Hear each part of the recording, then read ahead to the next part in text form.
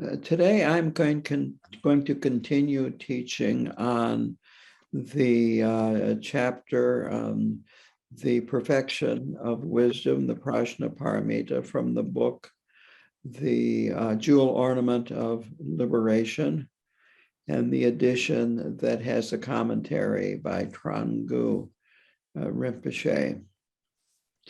So I left in the middle of this chapter last week, and where I left was the discussion of the emptiness of the inner mind. And so I will just to repeat a little bit of what this means is the first examination. They're talking about examinations here. The first examination is mind does not exist when examined through momentariness, that the mind is a flow.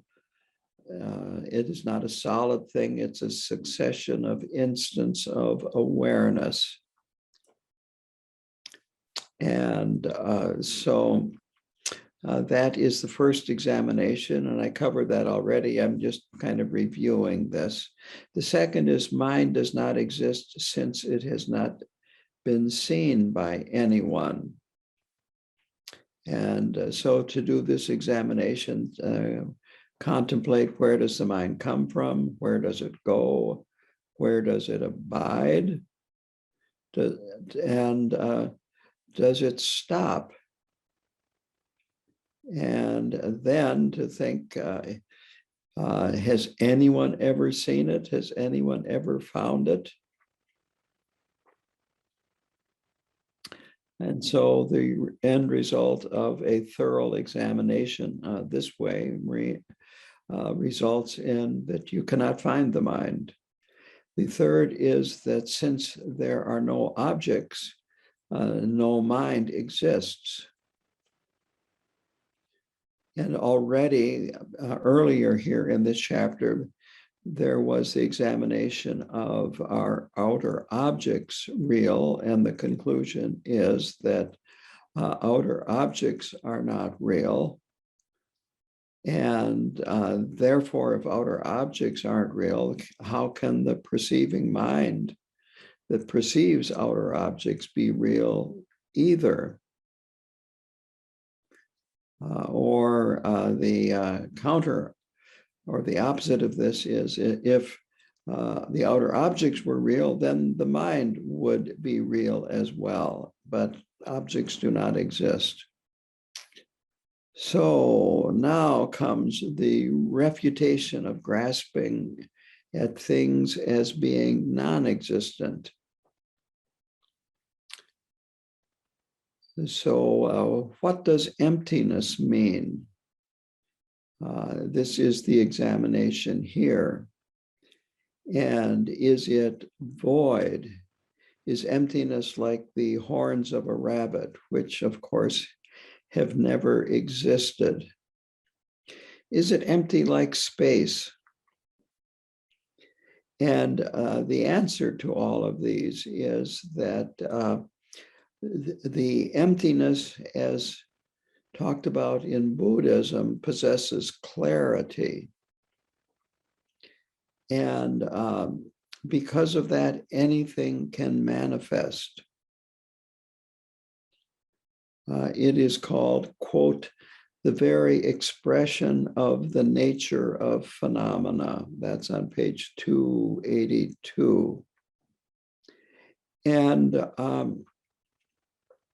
there is this idea of the Dharmadhatu, which is the sphere of phenomena. And that expresses this as well, that if something appears, if a phenomena appears, it appears within the Dharmadhatu, and the Dharmadhatu is emptiness. But it is not voidness. It is not completely null. It is potential. So the next is the path that leads to liberation. And this goes on now with this idea of emptiness, that the only activity necessary to eliminate suffering is to understand that suffering is empty and non-existent. With this understanding, you don't have to suppress suffering. You don't have to eliminate negative thoughts.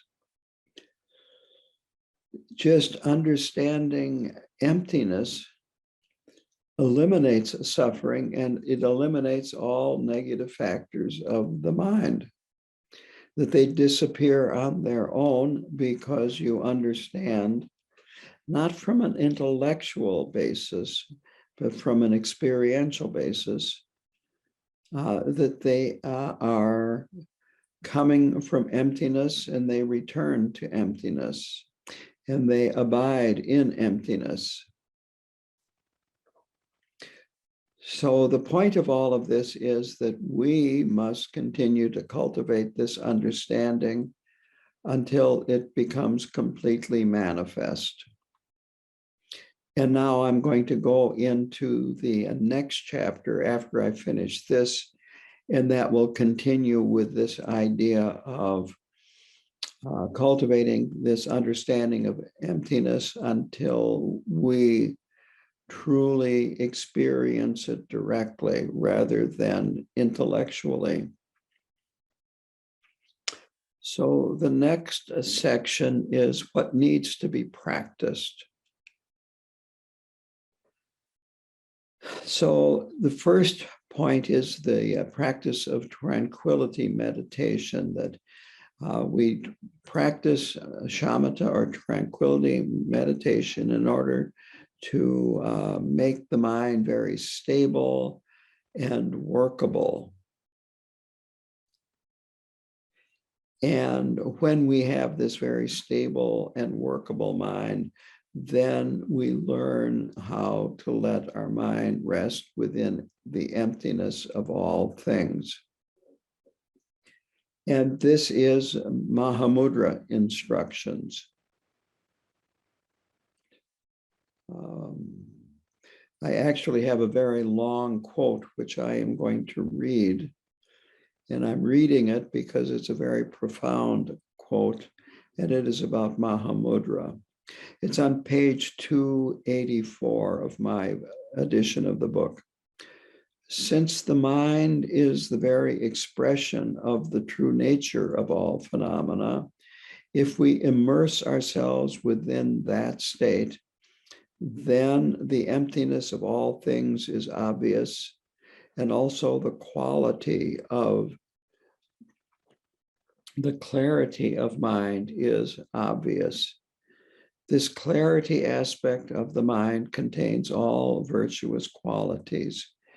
It contains the Buddha essence that can unfold until it manifests as the perfect realized mind and of the Buddha. So the technique of Mahamudra meditation is to let the mind rest within its own nature. Through doing this, we will stabilize our understanding of the nature of mind. The point is to develop that into a habit. Once it becomes a habit, we will have much more confidence in the nature of things and will be convinced of the way things really are. On the basis of such confidence and conviction, we will gain direct experience of what this means.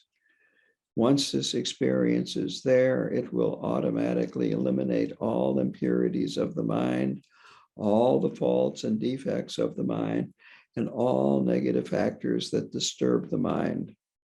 It will be like when clouds vanish in the sky, which happens naturally. Likewise, here, there is no need to fight the defects or the negativities of our own mind. and none to go through many hardships in order to remove them. All that we have to do is immerse ourselves within the true nature of mind, and within that great state of bliss, peace, and bliss, all impurities will dissolve completely and naturally. So I want to talk a little bit about this. The first thing is that, as I mentioned, these are Mahamudra instructions, and they're very advanced instructions. Traditionally, the path that Khenpo Karthar Rinpoche followed was that when you finished Nundro, all 4 practices of Nundro, you would then get pointing out instructions, which are pointing out the nature of your mind or mind. And just because you receive the pointing out instructions doesn't mean that you do see the nature of your mind, but there is that possibility. And the point here is that if you have not even had a glimpse of the nature of your mind, then all of this is very difficult, if not impossible, to do. That you really don't know what the nature of your mind is, and if you see it, you don't recognize it, and therefore you cannot rest in the nature of your mind, as is discussed in here. So this is a very advanced practice. It's also a very powerful practice, and it's a very important practice. It is really the culmination of the path in Tibetan Buddhism. And different lineages, they have different names for it. You have Dzogchen for the Nyingma, the Great Middle Way for the Gelugpa lineage, but they all lead to the same place, the same realization.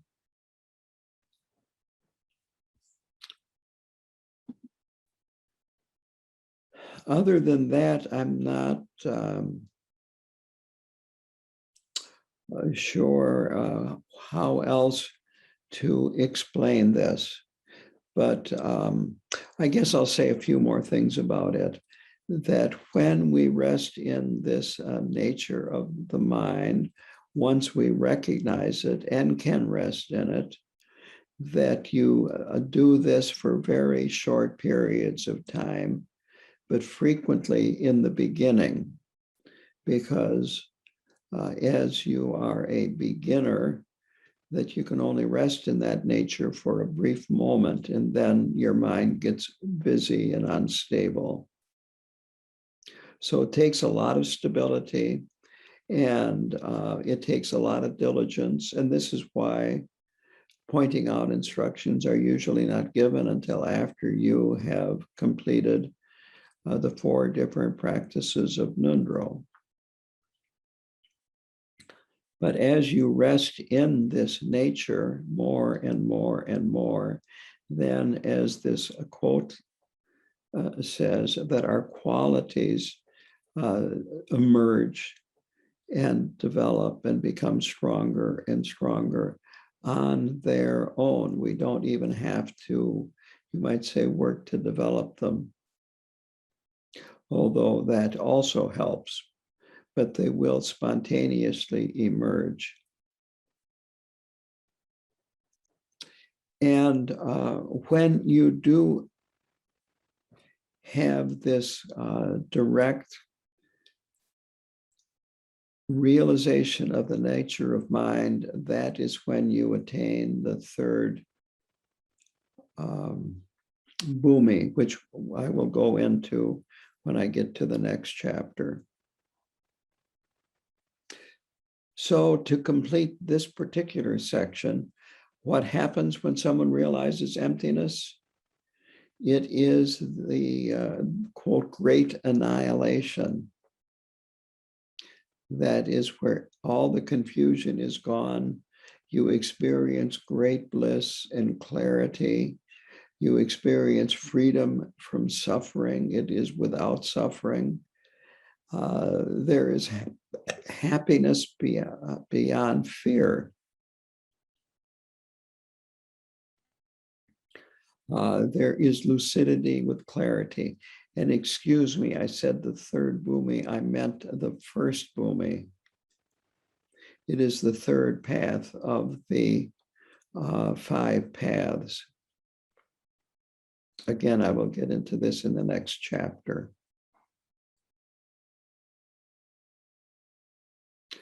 So the next point is the result. The result of practicing the Prajnaparamita. The ultimate result is you become free of all negative disturbances and free of all suffering. It happens spontaneously and naturally, and you experience great bliss and clarity, again, spontaneously and naturally.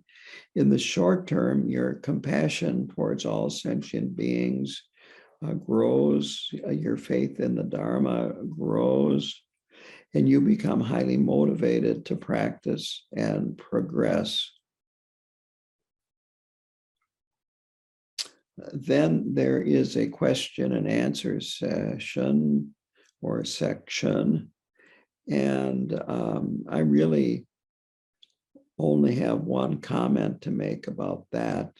And the question was about the function of prajna. And the function of prajna is to free you from misapprehending the nature of things. Very simply, it's to free you from dualistic thinking.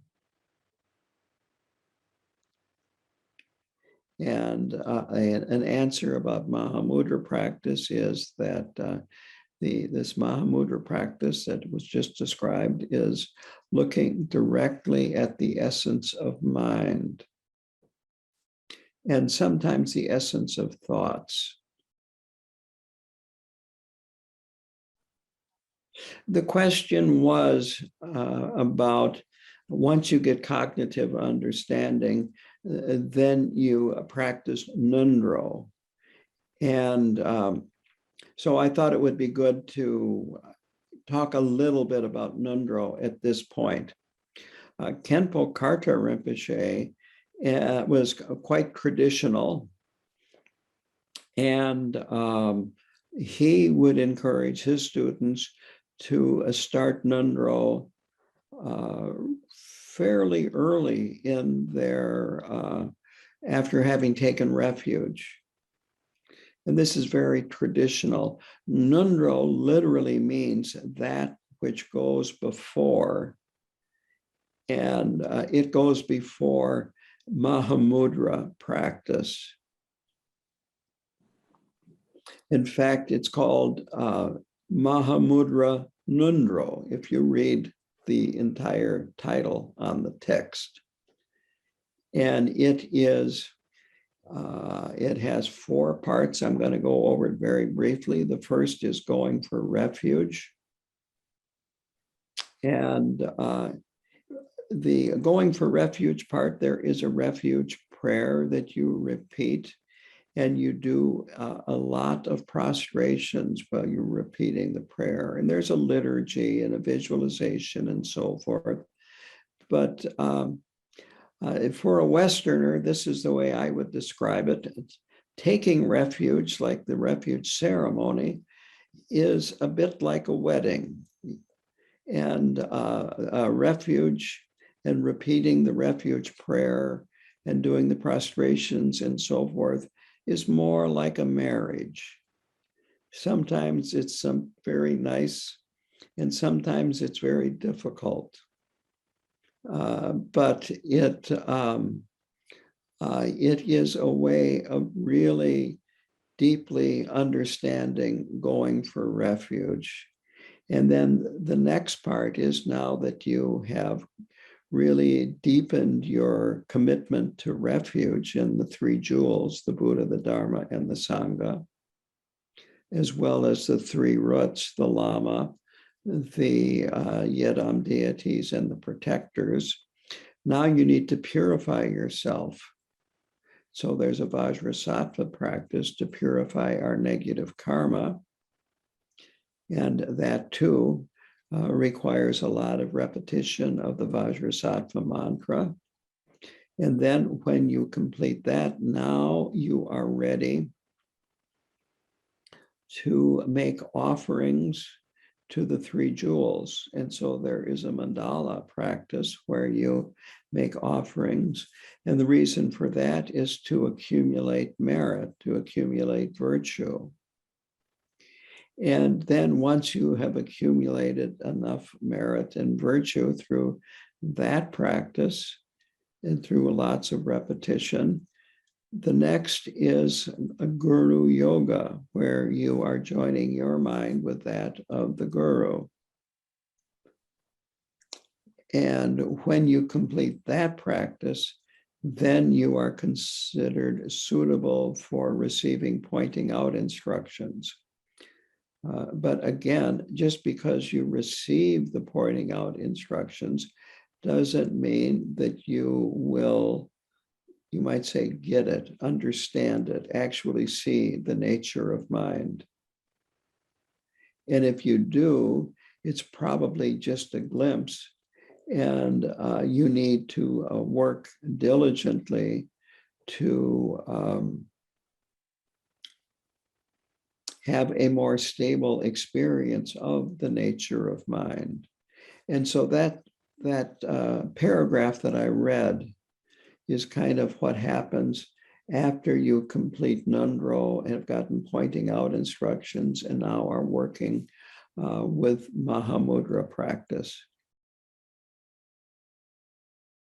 The question is that I have heard that people think that the nature of mind is what is experienced in shamatha when you are having some experience of clarity and peace and maybe no thoughts for a brief instant. And that is not necessarily the nature of mind, but it is an indication. It is an indication that you might say you're going in the right direction.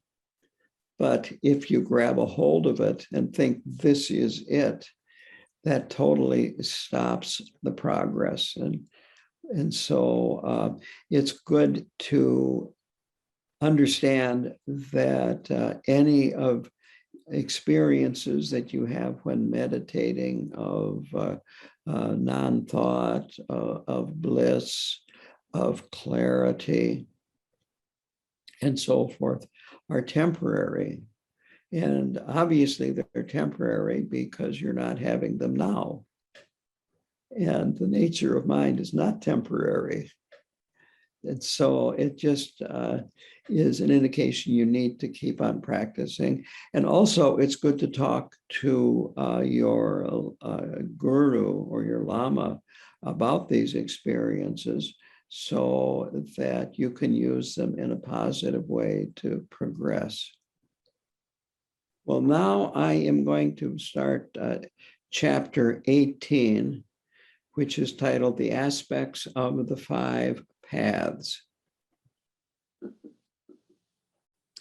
To begin with, Trungpa Rinpoche mentions that there are steps necessary before traveling the path. And now remember, we're talking about the Mahayana path, not the Hinayana path. So in order to travel the Mahayana path, we need to have approached a spiritual friend. And this is the Mahayana term for a teacher. The Hinayana term is a respected elder. The Vajrayana term is a Vajra master. So we need to have approach the spiritual friend. We secondly have to have started relying on their help and following their instructions.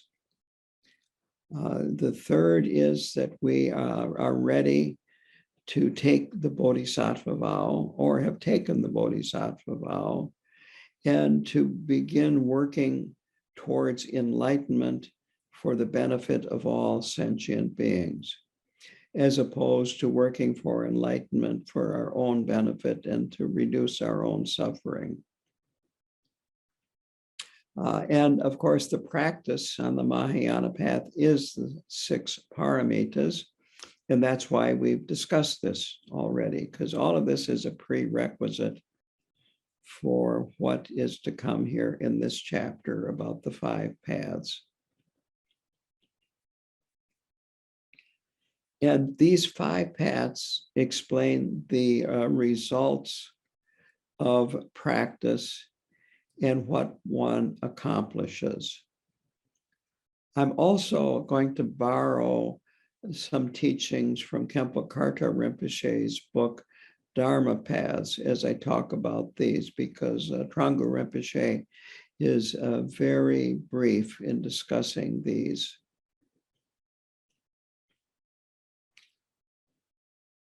So we develop through listening and hearing, contemplation, and practice. And it is through practicing, as I said, the 6 perfections on the Bodhisattva path that causes us to traverse these 5 paths and then the 10 levels, which are in the next chapter, or actually are part of this chapter, but I think they're also in the next chapter as well. So the first path is a path of accumulation. And in Dharma paths, Rinpoche says this, quote, if we are actually practicing the path of accumulation, we are quite advanced. We are not really beginners. So this is an important point that we have trained in the Hinayana path thoroughly. And also, you don't leave the Hinayana path behind, that you add to it the Mahayana path. And so the path of accumulation is do as many virtuous actions of body, speech, and mind as possible. And these actions will increase our faith, our devotion, and our diligence. And our interest in practice becomes stronger, and our wish to practice becomes stronger. And this is what really propels us on the path. It is our strong desire to practice. Ideally, it becomes insatiable. And this leads to an increase in understanding, realization, and meditation, that a strong desire to practice. So there are 3 divisions of the path of accumulation: the lesser, the intermediate, and the medium, and the greater. And again, these are accumulating merit, all of them. So on the lesser path of accumulation, the student works to understand the nature of things through logic and contemplation. There are 4 examinations of body, feelings or sensations, mind, and objects. And we examine them so that there's no doubt about their nature. The examination of the body is like this. Is there anything permanent in the body? Is there anything existing independently? Are you your body? And so forth. And the conclusion is, of course, that the body is impermanent, And the point is to do this to help us let go of our attachment to our body.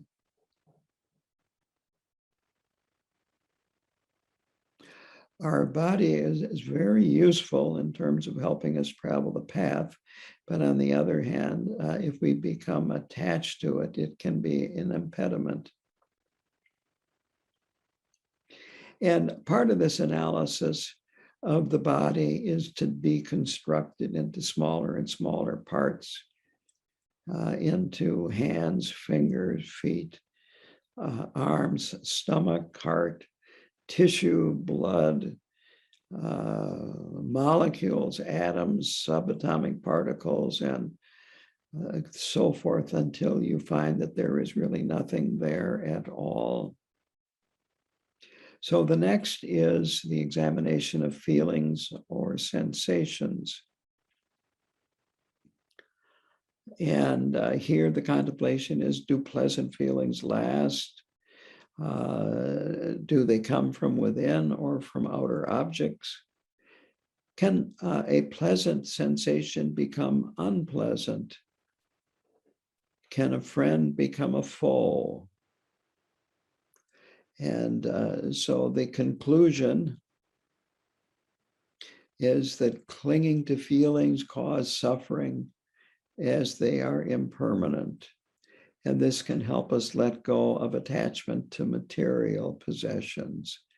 And again, I'm just briefly summarizing these things, that it is excellent to spend a lot of time, day after day after day, contemplating these things and investigating. So now the examination of mind. And this is talking about consciousness, awareness. So look at the thoughts that go through your mind, both when meditating and in post-meditation. Are they always new thoughts, or are they old thoughts?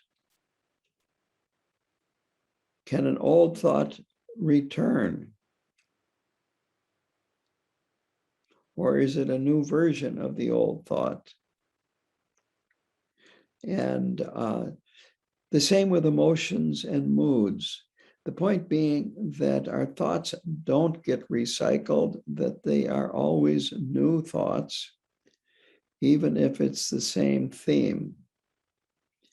And that our emotions and moods are fresh, but because of our habitual patterns, it's the same old, same old. So contemplate impermanence, look, observe, analyze, and really get to know what's going on in your mind. Then there are the objects of mind. This is phenomena.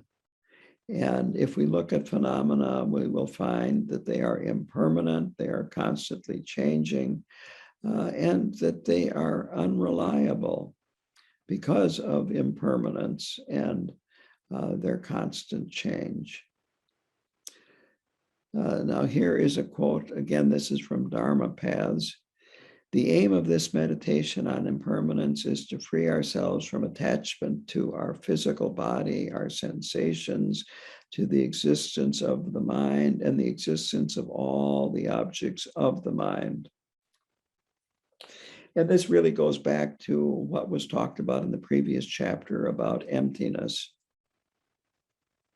So that is what you look at in the lesser path of accumulation. The medium path of accumulation, this is what you're working on.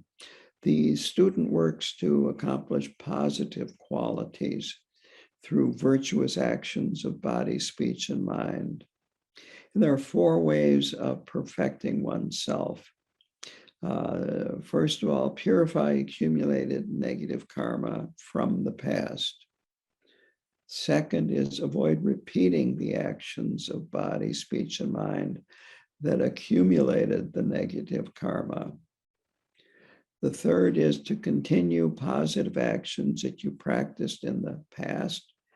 Don't let them deteriorate. That's an important point. And fourth is develop more positive qualities that you have not had in the past. So continue to develop these positive qualities. The greater path of accumulation is what are called the four miraculous legs. And Khenpo Karthar Rinpoche compares them to the four wheels of a car.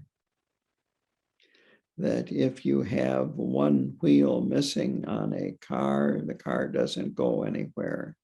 So we need all of these four miraculous legs. So here they are: strong motivation and determination. That with this, nothing keeps us from practicing virtuous actions, keeps us from meditating and doing other things, that nothing keeps us from accumulating merit. And this is what takes us to Buddhahood, and this is why these four are called miraculous legs. The second is diligence, and this is interest and joy in Dharma and in practice, and it leads to effortless, joyful exertion. And we talked about diligence as being one of the 6 paramitas. Mindfulness is the third of these 4 miraculous legs. And mindfulness is always keeping the intention in mind to perform virtuous actions and avoid unwholesome actions. When we are doing what we intend to do, instead of being distracted or forgetting to do it, then we accumulate virtue. And this especially relates to regular practice, being aware and alert so that you can practice, meditate, and whatever practice we're doing, do it positively and well. And the fourth one is one-pointedness. And that is being able to sit with the mind completely focused on an object without producing any thoughts or conceptions. And this is very advanced. This also applies to mantra repetition. So keeping your mind on the mantra and the visualization instead of having lots of distracting neurotic thoughts. And sitting meditation is necessary to develop this one-pointedness. So shamatha is very, very important. And these 4 work together. Quote, if a practitioner develops all these 4 points and practices virtuous actions, the accomplishments happen miraculously fast. So that is the explanation of the first path, the path of accumulation.